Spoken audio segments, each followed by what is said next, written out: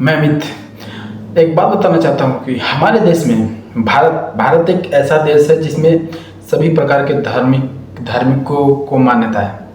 अगर हम बात करें अलग देश की बात करें तो अगर हमारे भारत में 200, 210, 215 देश कुछ इस प्रकार के देश रजिस्टर हैं। अगर हम उसमें बात करें तो सबसे ज़्यादा ईसाई कंट्री, फिर 57 मुस्लिम कंट्री, बाकी अनदर कंट्री में हिंदू रहते हैं, सिख रहते हैं, ईसाई रहते हैं। लेकिन हम अगर बात करें, हिंदुओं का कोई देश नहीं है, ठीक है। इस बात को यहाँ पे हम रखते हैं। लेकिन हम एक बात बताना चाहते हैं आपको कि हम हमारे भारत के संविधान की बात करें। हमारे भारत के संविधान में अलग अलग प्रकार की मान्यताएं, अलग अलग प्रकार के सबके लिए एक प्रकार की धारा, एक प्रकार की रूल रेगुलेशन नहीं है। बट हम अगर बात करें हमारे भारत में, तो हमारे भारत में हिंदू के जो मंदिर होते हैं, उस मंदिर में जो भी पैसा चढ़ावा जाता है उससे हॉस्पिटल, ट्रस्ट और स्कूलें चलाई जाती हैं, इंजीनियरिंग कॉलेज, बहुत सारे ट्रस्ट को चलाया जाता है। लेकिन हम एक बात पूछते हैं कि हम अपने देश में जातिवाद को खत्म कभी नहीं कर सकते। जातिवाद तभी खत्म होगा कि हम सभी प्रकार के जातियों को एक नज़रिए से देखें। और दूसरी बात, जिस प्रकार हिंदुओं के मंदिरों से ट्रस्ट को उठाकर किसी दूसरे ट्रस्ट में इन्वेस्ट किया जा रहा है, उसी प्रकार हर एक, अगर सिख हो तो सिख तो भाई उनका तो चलता ही है। अगर हम बात करें ईसाइयों की बात करें, मुस्लिमों के मदरसों की बात करें, तो हम उन लोगों से भी एक बात करना चाहते हैं कि उनकी जो चढ़ावे का पैसा है, मदरसे का पैसा है, उसको भी पढ़ाई में इन्वेस्ट करें ना। देश के शिक्षा, देश के एजुकेशन में बढ़ावा देना, जिससे हमारे देश का विकास होगा। न कि मदरसे में हम किसी अलग प्रकार की राजनीति को बढ़ाकर, अलग प्रकार की चीज़ को बढ़ावा देकर बच्चों के मन को भटका दे। ऐसा नहीं।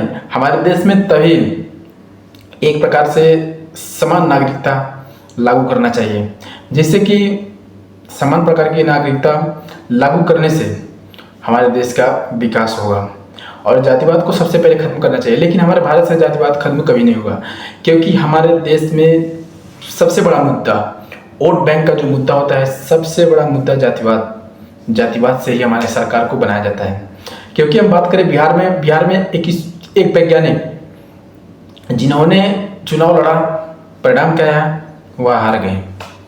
भाई, उनकी शिक्षा और एजुकेशन को उन्होंने बिहार के लोगों ने नहीं देखा, बल्कि अय्यास है, जो बेफिजूल की बातें करता है, उसे वोट दिया गया और उसे जिताया गया।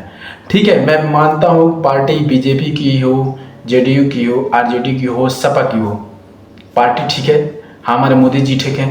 तो मोदी जी ठीक है, तो उनके उपलक्ष्य में मोदी जी जिसको टिकट दे रहे हैं वो सही है या गलत है? भाई सही है तो आप वोट दें, गलत है तो वरना वोट मत दें।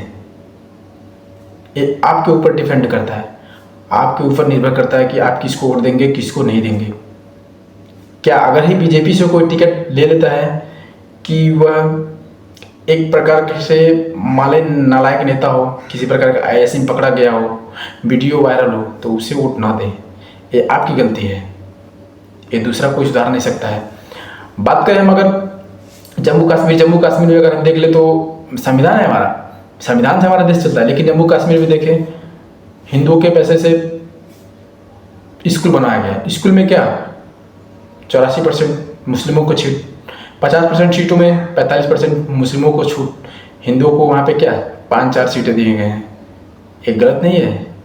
अगर हम मानते हैं कि 100% में से 50% हिंदुओं को, 50% मुस्लिम को दिया गया तो सही है भाई।